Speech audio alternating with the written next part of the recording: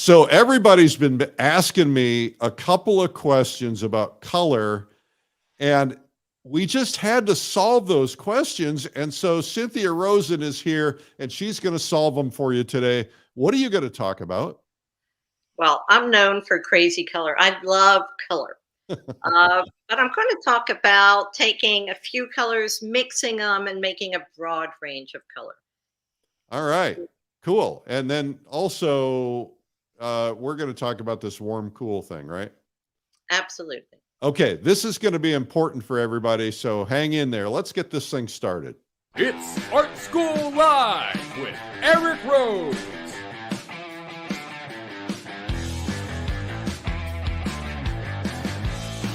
Now, here's your host, Eric Rose. The first time I met Cynthia Rosen was at Fall Color Week. She attended, and I saw this woman down the road painting two paintings at once, and I had to get to know her, and we've had a wonderful friendship since then. She is absolutely incredible. You're going to love her style, love her approach, and she will teach you so much. Whether this is an approach you want or not, you're going to learn a lot about color today, and she is the queen of color. But also the queen of abstraction and thick palette knife painting a lot. Today, we have a prize for you. It's my book. It's the #1 Amazon bestseller in 2 categories. Make more money selling your art. And you can win a copy today. And the way to do it is to put a comment in the comments section. We'll just grab from the comments on the replay or the live. The winner of the last competition or contest or whatever you call it is Mary Slayton in Indiana. I wonder where in Indiana. That's where I'm from. We have something for you for free. 97 incredible art secrets from the world's finest artists. 97artsecrets.com. We got 50 artists and 5 hours on this free video. It's worth a couple $100. And we did this really, it's a sampling of the hundreds. I think we've got like 600, 700, I don't know. Art instruction videos that we have done, professionally produced.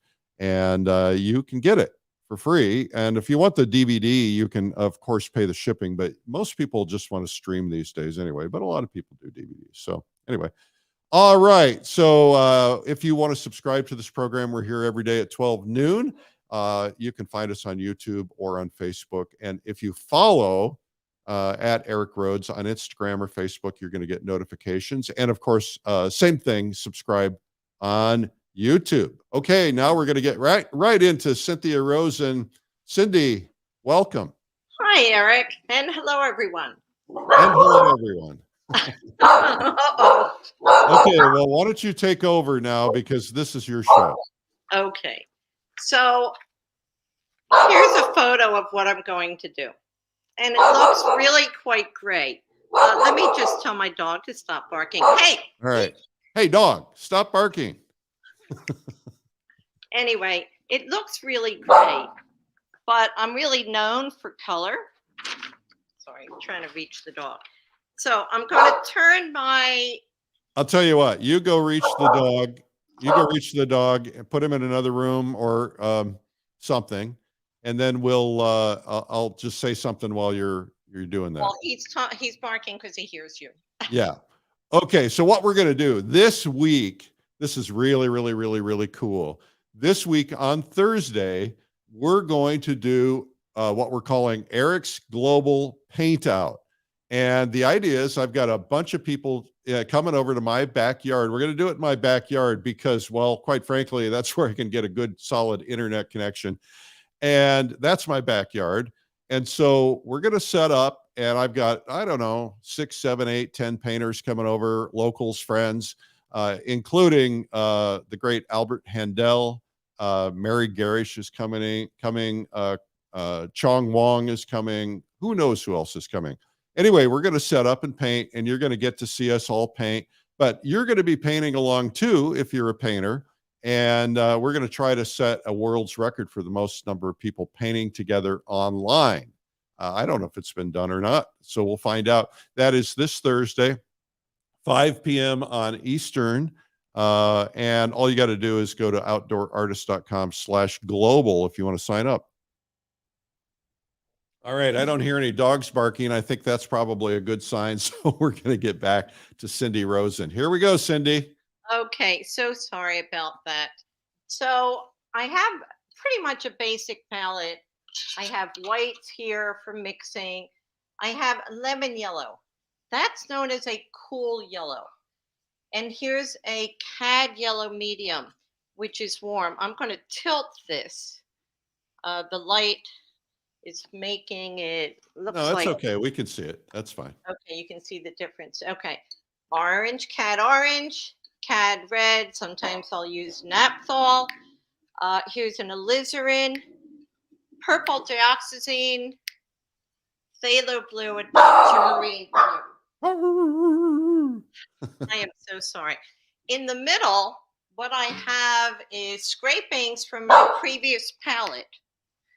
And that means I've taken all these colors, mixed them together, what was left over on my other palette, and I get a gray. And if I add a little bit of light, it shows you a lighter gray.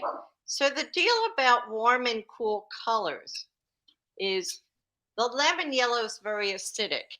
I prefer it to yellowed light, which has more white in it. But the lemon yellow, if you think of greens, it goes much more towards the green, where the cad yellow medium goes more towards the orange. And it's considered warm, a warmer color. Think of sunshine and the sun rays, and you have your warm colors. Some of the colors, such as ultramarine blue, are under debate. You will find different people have different opinions, but like we taste foods differently, we actually see colors a little bit differently. So, what you may see as a cool blue, I may consider warm. So, I wouldn't get hung up in the terminology. What you do want to do is understand how one color relates to the other. Well, So, and that's the key, isn't it? I mean, the relationships really determine that as well. absolutely. Absolutely. If I put this orange next to the gray, it changes not only the value because the orange is lighter, it's lighter, but it also changes how the gray looks compared to the brown that's behind the gray. If I take some red and, whoops, too much orange, put it next to the gray, look at how those colors relate. It's different.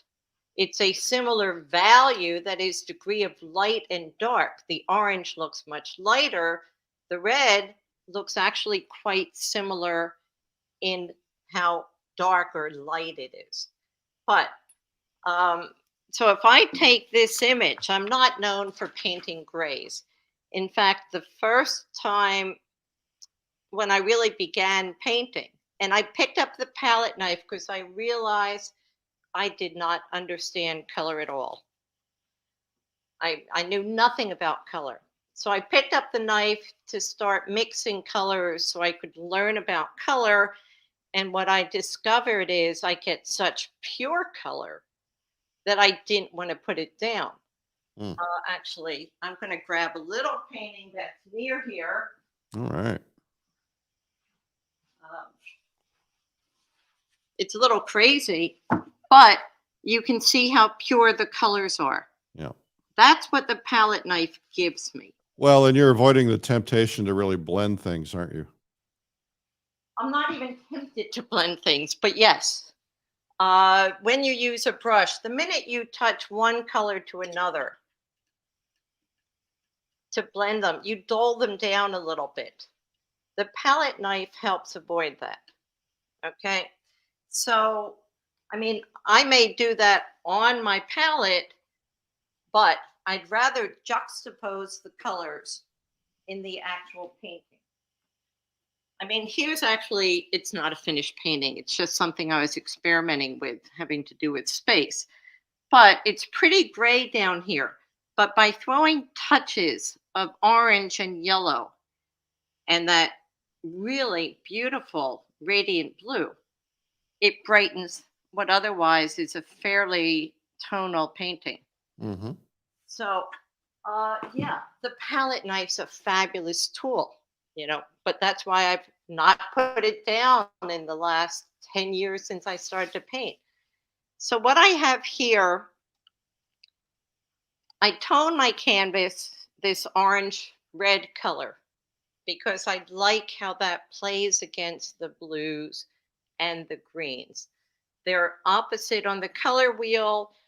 I don't want to throw out too much terminology because it can be confusing. But using the basic palette that a lot of painters use, I mean, I add purple dioxazine. I don't know how many other painters do because I love it. But anyway, so I toned my surface. I took a brush quickly and blocked in the values, the lights and dark. I know my lights are going to be here, and my darks are basically here and along the top. So with the knife, if I take some of this gray and I lay it down and I pull it across, I can start to fill up this painting just using the palette knife. And the color is dense. Paint molecules bounce against each other. So if the paint's thin, whatever's the subsurface is going to come through.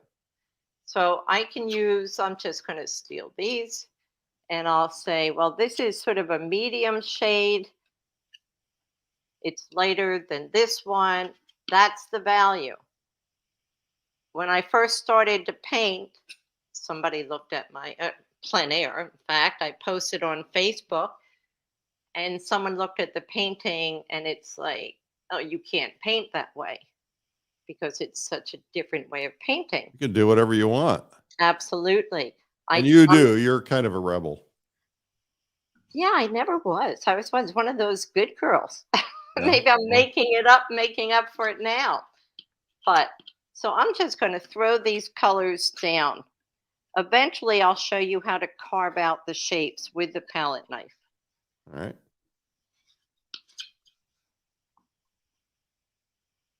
I need some lighter in here. So now I have what's called the mid-range. Okay, these are the grays, the middle value.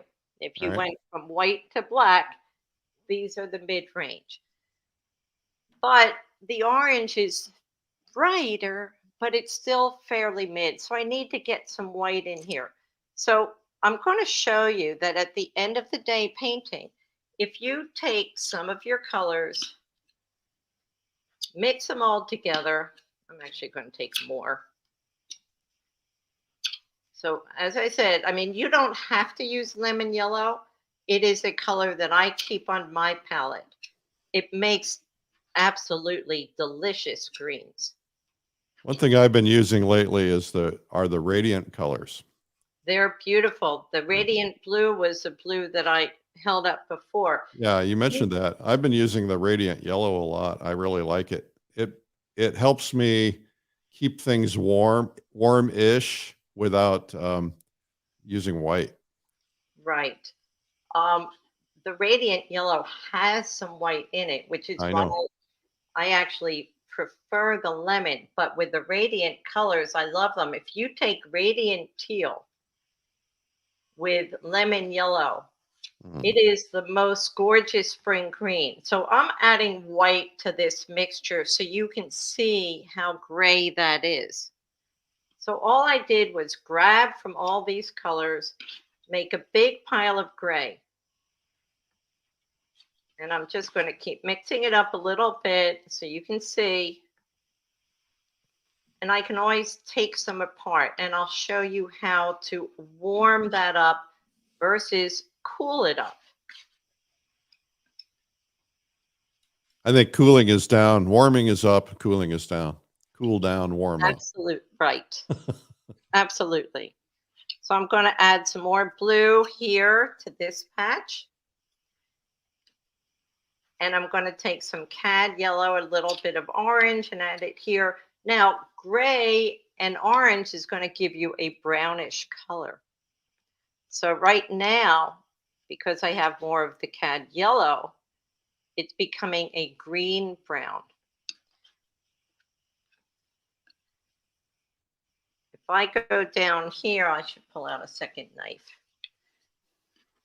I tend to, when I'm really working fast, I'll keep one knife for the cool, one knife for warm colors or darks and lights, it depends. So if I take this, which I added more blue to it,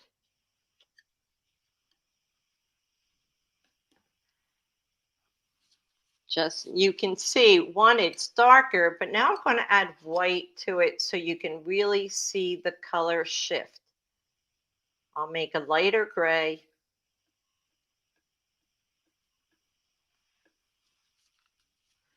And add some white to here.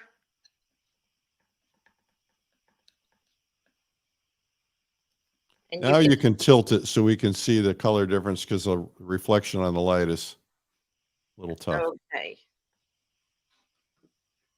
All right, good. Okay, look how much warmer. That's called warming it. And look at how blue this is. Yeah.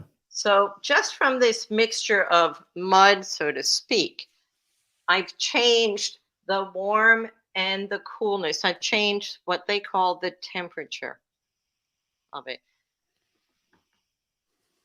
And in all honesty, the best way to learn all this, it's just paint.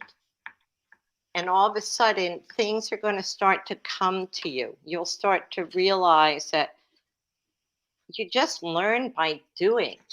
And don't be afraid of experimenting. I mean, the reason Eric talked about I was painting 2 paintings at a time, the reason was because I didn't start painting till I was over 60. I mean, I painted back in for 2 years, 1978, and I painted in 1980. But that was pretty much it for painting. And my paintings were very monochromatic. So I really started 2014. I had done some acrylic murals, but oil painting, I didn't know anything about it. So, you know, I picked up the knife when I went out, and it's like, oh, I don't know what I'm doing. Oh, there goes some snow off my roof. We had Oh, is that what that was? yes. We had, I was up north painting with some friends in northern Vermont, but we had about 3 feet of snow here. And today's quite warm. So So now and yesterday I was out painting bluebonnets, fields of bluebonnets. oh, and I saw your painting took a tumble. That was Well, really that was the first day, but I went out again yesterday, and I had I drove around too long, but I finally found this field, and it was spectacular. But I only had 30 minutes to do it, and it was a 24 by 30, and so I just went pure instinct and had a really great time with it, and got it done before the sun went down. oh sweet. So That's great. I was channeling my inner Cynthia Rosen. Well, I know you've done a lot of experimenting. It's how we grow. I like to play. Yeah. And that's, you know, I posted a video of one of my grandkids trying to sort of figure out what this reflection of light was. Can you show us the reference image another time? Because there's new people coming in. Absolutely. Here we go with the reference image. All right, cool. All right, so the light area above is the warm area. All right. Well, it's going to be warm and cool. Okay. There is some more green showing. I'm going to get more yellow into my grays for in here and in here. And the trees are going to turn more green. This one's going to go more green. All right. Which will be a cooler color than this one, which will have more red in it. All right. So, I can't wait to see what's going to happen. Okay, so I'm just going to keep adding to my grays.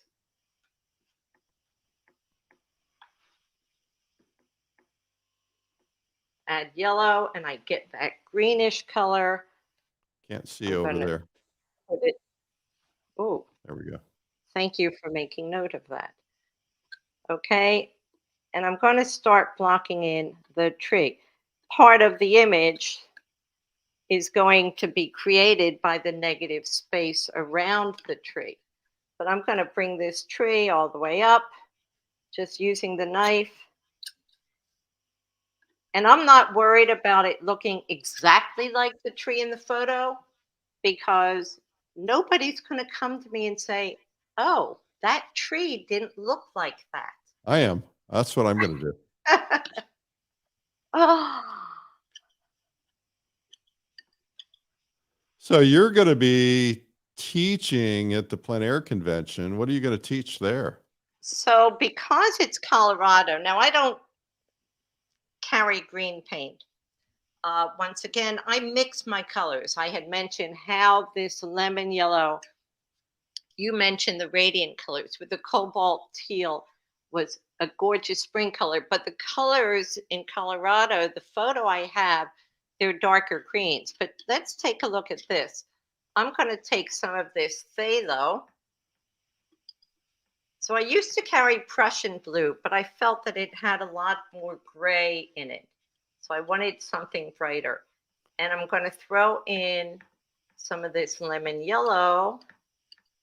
Phthalo is really powerful, though, isn't it? Oh, look at Oh that. boy, if you leak any color or get any color in your clothes, it's probably phthalo. Yeah. But look at that gorgeous green. I don't have to carry green paint. Yeah. That's using the lemon yellow and the phthalo. It's gorgeous. I don't have that color in this painting, but it's on my palette. I'm going to throw some in. It doesn't hurt. Little peaks of Little color. bits of color. Well, we're going to be painting also at Garden of the Gods, which is basically big, giant, monolithic red rocks. Oh, wow. That's Red going to be rocks fun. are great. But I'm sorry, back to what I'm going to do at the convention. I have a Colorado image which has sort of mountains and green. So it's great for the palette knife because you create edges. And talking of edges, let me take some white, because I did mention about using the knife, I can create edges. By cutting the negative space, I create the edges of that tree. Okay, the background, all of a sudden I'm going to get a tree trunk. So, this is value using the light to create that. Now, I talked about making one tree a little bit more red. Let's take some of this red Let's. and mix it with some of my mucky gray. If I wanted to go a little more purple, I could take some of the alizarin. But then then it's becoming a cooler kind of gray, because alizarin is cool. This red is a warm red. The cad red's warm. The alizarin is considered a cold gray. It goes towards the blue. But as I said, I see ultramarine as being cooler, but other people see it being warm. So honestly, as I said, we taste foods differently. Well, our eyes perceive color differently. Yeah. And the blatant example would be somebody who's colorblind. Yeah. They can still see some colors. Rich Lindenberg's colorblind. He's a beautiful painter. He is a beautiful painter. So I'm just using the knife to pull in some of this color. I've known Rich for 20 plus years. I didn't know till now that he was colorblind. Yeah, I met him actually on that fall color week. Yeah. But that's where I met everybody. your retreats. That's where I've made some of my best friends are at your retreats. Me too. I mean, that's where we got to know each other. Absolutely. Right. So the reason I was doing two at a time, back to that, is because starting painting at what I perceive to be relatively older age, um, I was impatient to learn. I really wanted to learn fast. And my background, I did do some art when I was young, but it was non-objective. I New York City kind of art, uh, color field. And because of my interest in abstraction, when I started to paint, it's like, well, I don't know if I want to paint abstractly or representationally. So So you I would, blended the two. well, yes, that's what happened. I started out with two canvases, one side by side. One would be more representational, one would be more abstract. And actually, most of that series got bought by somebody out of a gallery in Texas. So they're the person who has those paintings. It's like they bought all of them. Wow. But yeah, so I'm getting this all blocked in. Okay, show your reference again because people tune in and out. Absolutely. Absolutely. Here's the reference. It's really like a Can you story of can you gray. tape it over the can you tape it to the side of your palette over there? Like right there? Yeah, let me take it Ish. up near the whites. Move You your can tape. still There you see go. it, right? Yeah. Nice. Thank you. Okay. Um, but yeah, so I did one more representationally because I love beautiful representational art. And I actually, surprisingly, can paint representational to a degree. I haven't perfected that skill, but I have the eye to be able to sort of copy what I see, Uh-huh. represent what I'm seeing. So once again, I'm going to use the negative space. That is the space between the objects. I know it's terminology that not everybody gets, but in order to make this tree here, I'm filling in the background space to create the trees. So that orange will be a tree. I love to tell people the story of I wandered down to the Flume, which is where the Hudson River School painters painted this waterfall. Right. And there you were. This was during my Adirondack retreat. There you were with probably a 3 foot by 5 foot canvas in the middle of the woods. And I think you nailed that thing in one day, didn't you? Nope. I No, had to keep going back. And the problem was I had come up to that event from I think, I don't know. I don't know if it was Olmsted or if it was Annapolis, but I did not have the right kind of solvent. I was doing a plein air event where you paint everything quickly. yeah. And it's a different solvent that you use if you want to paint something over the course of days. And I only had quick drying solvent with me. So the painting was problematic to do because it kept drying and getting tacky. Which you Um, don't want on a palette knife painting, do you? no, You because want it to be able to blend those colors. Not that you blend, but to merge them. Right. Well, what you do get with the thickness of paint, it's one thing if I were to take a brush and thinly paint the colors, you can paint over without an issue. But with a palette knife, the paint is thick. And in order to keep the colors clean, you need to not sort of mess that up. Once again, I'm going to steal some of this phthalo. I'm putting it up here to make sure everybody can see. Um, and I'm painting the negative space. behind the tree. By doing it dark here, you can really see where I'm carving out the tree. Mhm. I would do the same thing if I was painting a person, okay? I would carve out the figure.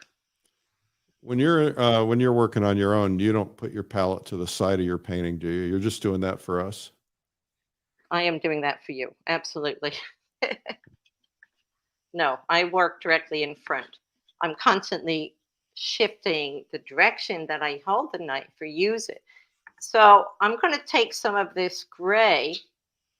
I talked about some warm color in here. There's a lot of light. So I need a lot of white, some gray, but I want it to be warm. I'm not going to take the lemon yellow. I'm going to take the cadmium yellow. It's a warmer yellow. So anyway, by the time I met you, I had decided that, yes, I was going to merge the styles. I mean, it happened organically. I don't really think it was a conscious decision.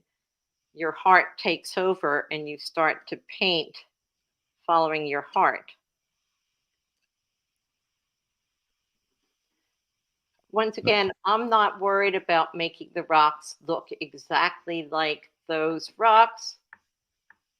I just won't tell you where I took the photo. So you can't say, oh, it doesn't look the same. Well, even if you went there, you know, everything's changed anyway. True. So Mary is asking, what solvent would you use with the knife?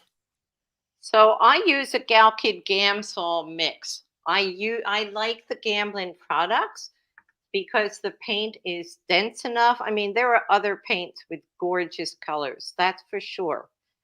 Sennelier makes gorgeous, I mean, almost all of them. You know, I pick up a couple Michael Harding colors. I pick up, um, actually, I like the Grumbacher alizarin better than I like Gamblin's alizarin, you know, but different paint, different companies. The colors are not the same. I think Okay. that's really an important point because most people don't stick with one brand.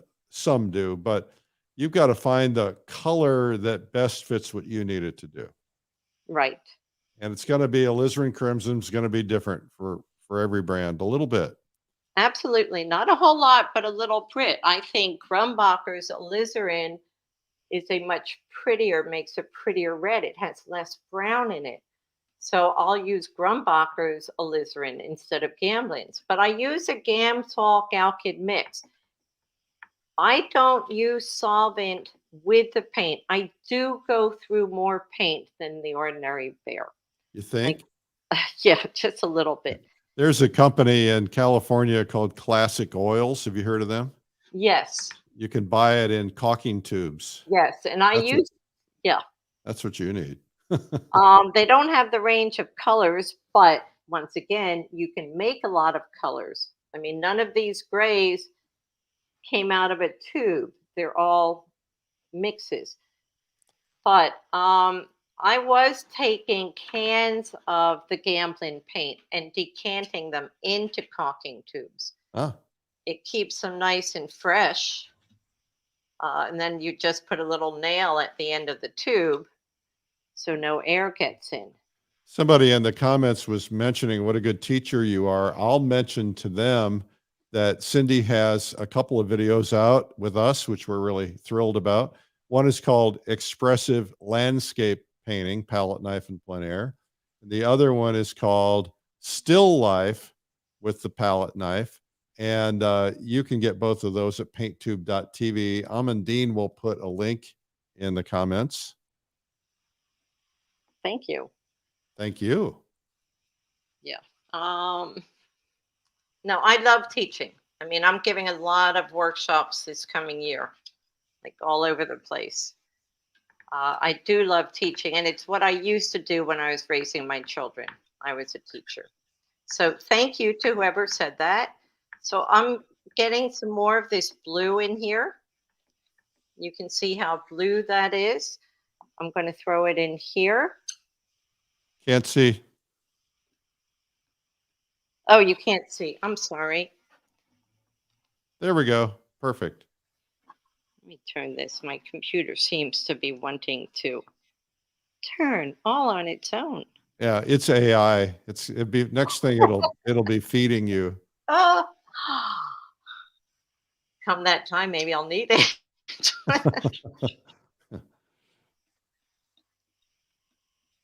Okay, getting a bit more blue in these rocks. Bringing lighter colors forward to make them there more evident. So what I have going, and I have not really talked about composition in this class at all, or this workshop, but this is going to bring the viewer down. This, once it's finished, will bring the viewer up, which will bring the viewer here, which will arc them back into the painting. This will have a bit of a curve. In the photo, it curves differently, but I'm going to curve it this way to bring the viewer's eye back into the painting.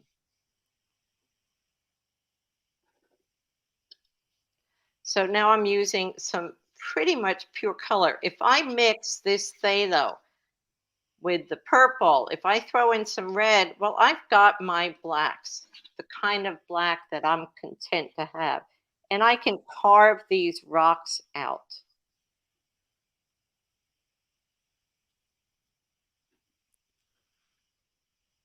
I painted a long time before I learned the idea of carving things out. It really takes the pressure off It does. because you can fix it later with carving.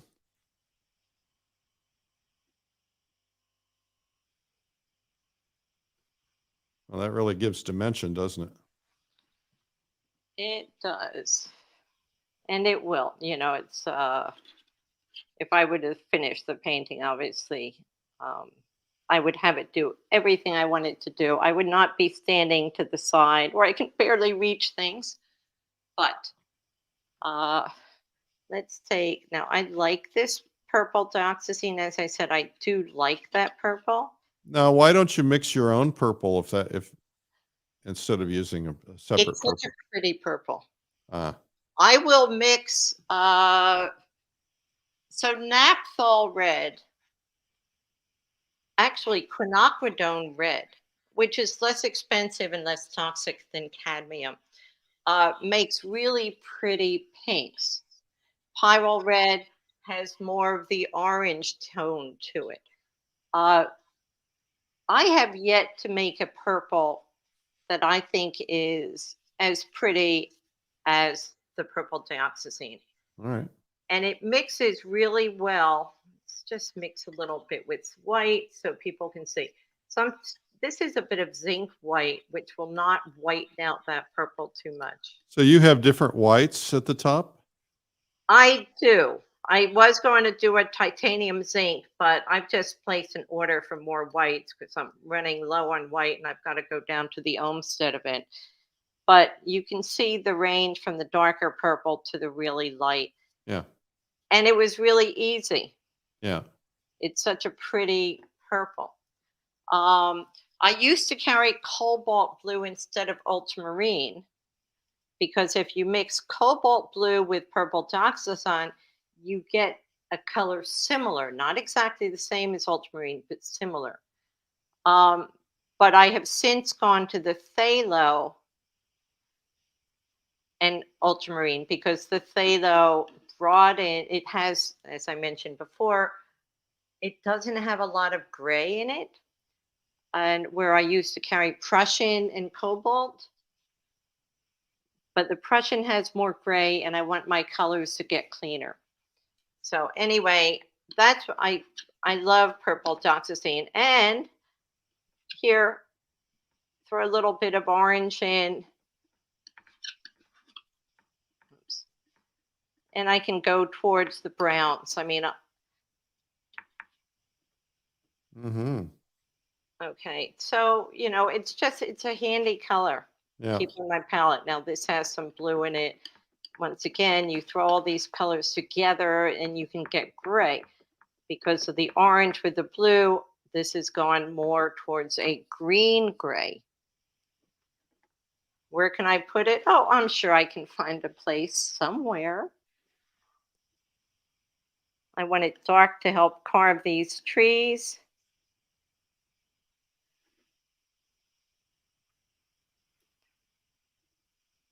So yeah, at the plein air convention where I'll be doing a demo, obviously I won't be rushing through as much. We'll have more time.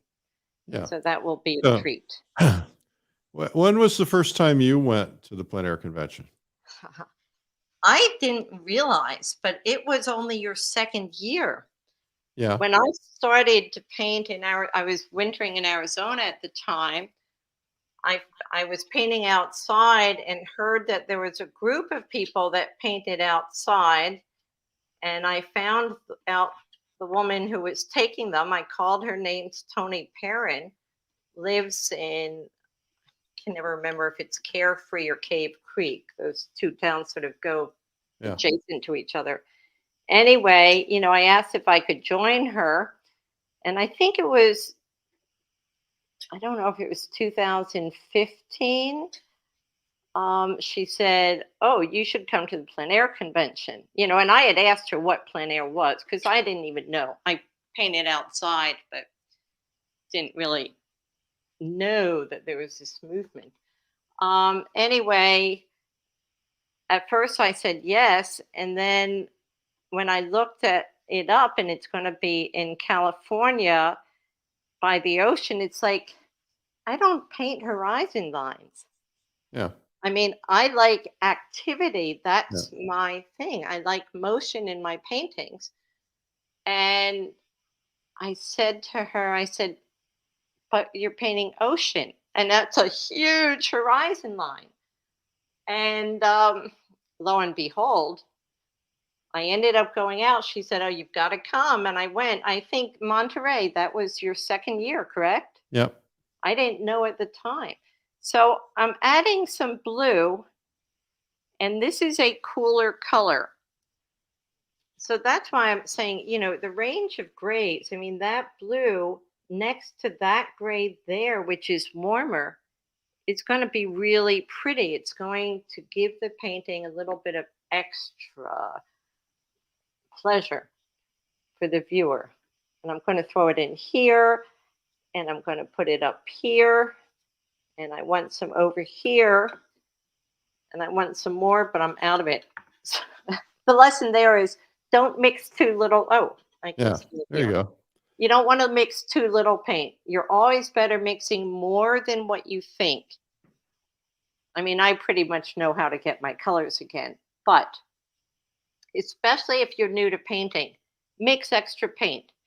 You can put it in a variety of containers, put it in the freezer, it will be good the next day or the next week. I mean, you can freeze paint and then thaw it Yeah. in order to use it.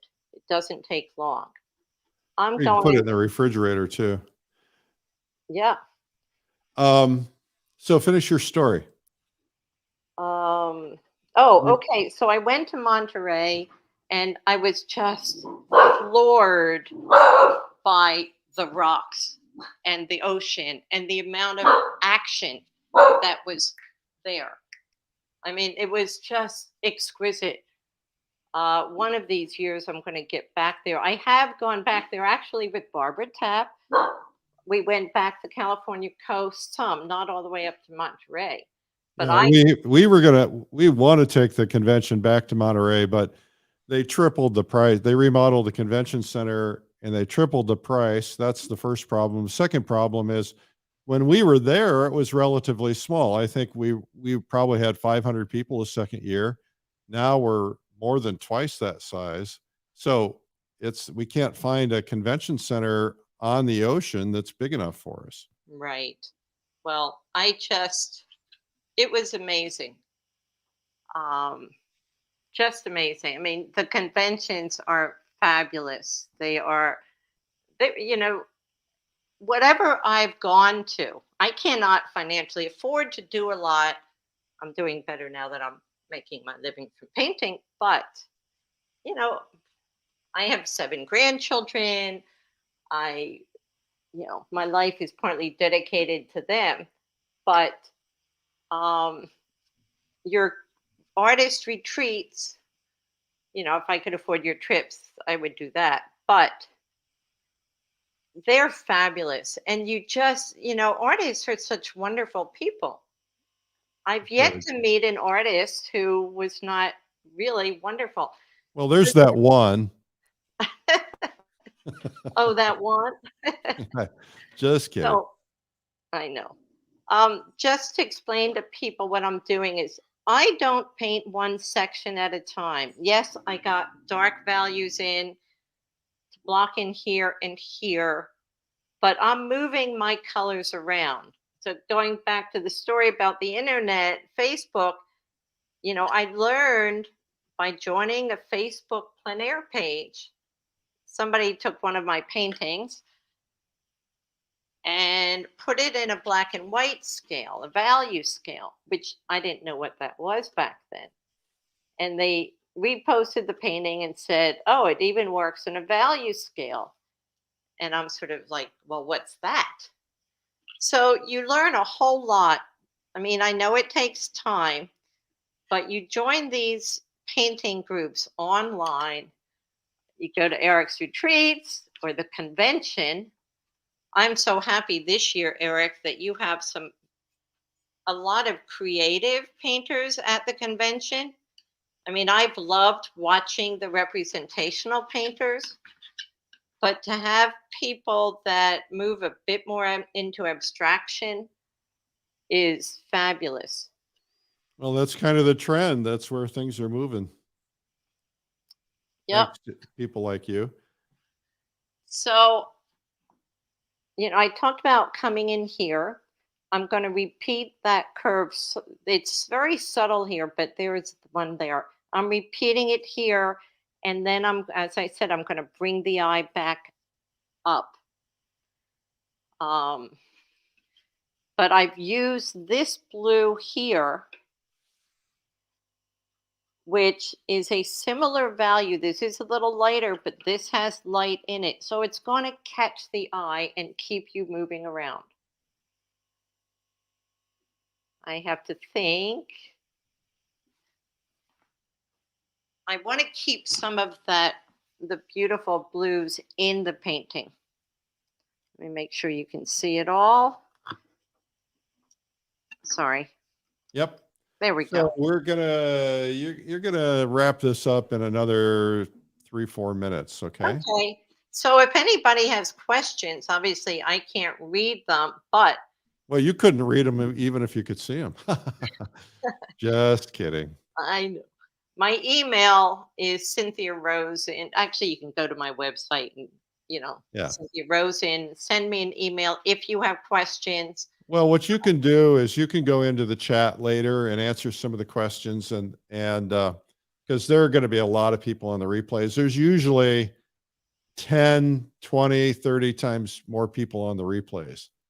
So, Okay, well, it's going to I take. mean, we've had replays up to 175,000. Okay, well, it will take me some time. I am working on some really large paintings. Yeah, you're busy For a show in Florida that opens right before Easter. And then I'm going to Olmsted, so I can't spend too much time online. Yeah, okay. But you're disciplined. I like that. I will. All right. Or they can email you. Absolutely. And then you can catch can. Right. All right. Well, why don't you come on camera so everybody can meet you, and then we got the idea here. Outstanding. Everybody, thumbs up and applause for Cynthia Rosen. And then I'll blush. No. Okay, so when am I going to see you next? Plein air convention? At the convention. Absolutely. And you've got a show coming up in where? Florida. Actually, it opens the day before Easter, which is a really strange time. But I have to be in Atlanta the week later for Olmsted. So I'll be going from Florida. It's near Boca Grande in a town called Englewood. Okay. It's listed on my website. You want to go to that show if you live in Florida, anywhere in Florida, because to see Cindy's work in person is magnificent. You just cannot get the vibe through a video screen. thank you. You're welcome. And then we'll see you. You're teaching at the plein air convention. Yes. So All right. And then are you coming to the Adirondacks? I'm coming to the Adirondacks. I'll Wow. be a couple days late because I'll be coming from Virginia at an event. And All I'll right, be well, near Easton. If anybody's in the Maryland area, reach out to me there. okay, cool. Well, you're busy. Okay. Oh, such is life. And for those Westerners, I'll be giving a workshop in Nebraska in the fall. So Okay, all that's on your website, hopefully, It is. which is we put the link in the comments section. You guys can grab them. We also put links to Cindy's 2 videos that you want to get. They're really terrific. So This thank you, whole- Cindy. I appreciate you being on today. thank you so much for having me. It's always a pleasure to see you, a delight. And thank Well, you've become one of my favorite people in the world. So I'm looking forward to spending time with you. All right. You take care. you too. And bye, everyone. Bye. All right. That's Cynthia Rosen. And what a rock star painter. She is just magnificent. Great teacher. So we'll see her at the plein air convention. The question is, will we see you there? I hope so. You know how to find it. Just look up plein air convention. You'll find it. Okay, you guys. Well, thank you. We're here every day, 12 noon Eastern time. And this week, because a lot of you may have missed it because I talked about this in the beginning, maybe Amandine will pull up that slide. We have Eric's Global Paint Out. That's my backyard in Austin, Texas. I live in the edge of hill country. And I'm having a whole bunch of artists come over to my place. If you're in Austin, come on over. But if you are not in Austin, we're going to try to get everybody together painting online. I'll be painting. Albert Handel is going to be painting. Mary Garish is here. She's painting. Chong Wong is here. He's painting. Who knows who else will show up? And we're just going to talk and chat and talk about painting, and you'll get to see us paint. And, we just don't really have anything formally planned, but we thought it'd be because it's the first week of spring, we thought it'd be fun to do it, even though it's not spring where everybody is, and get you a little inspired. And this is something, if you know somebody who does not do plein air painting or has not done it yet, they're new to plein air painting, invite them along. It's free. So it's a good way, good introduction. And because of the chat, when we're painting outdoors, we have these, what we call quiet periods, right? So sometimes we're just concentrating. We don't talk, but sometimes we do talk. And, there's no right or wrong on that, except, you don't want to be the person who's talking all the time. Anyway, we're just going to chat about plein air painting, and we might talk about easels or paint or colors or who knows what. And so this is really just very casual. So, and if you want to paint along. We're going to figure out some way to find out how many people are painting along, and hopefully we'll be able to win a world record on this. In the meantime, though, if you don't want to paint along, that's cool too. Invite your friends. It's just going to be fun to do it. We're going to be doing it a couple of hours on Thursday, starting at 5 p.m. We tried to push it as late as we could so some people can get time off work. But the sun goes down. And last night I painted bluebonnets, and the sun went down at about 7:20, 7:30, something like that. So we should have plenty of time to get a couple paintings done, and it'll be fun. So we'll see you there. I'm Eric Rhodes, publisher of Plein Air and Fine Art Connoisseur magazines, and we will see you tomorrow. Bye-bye.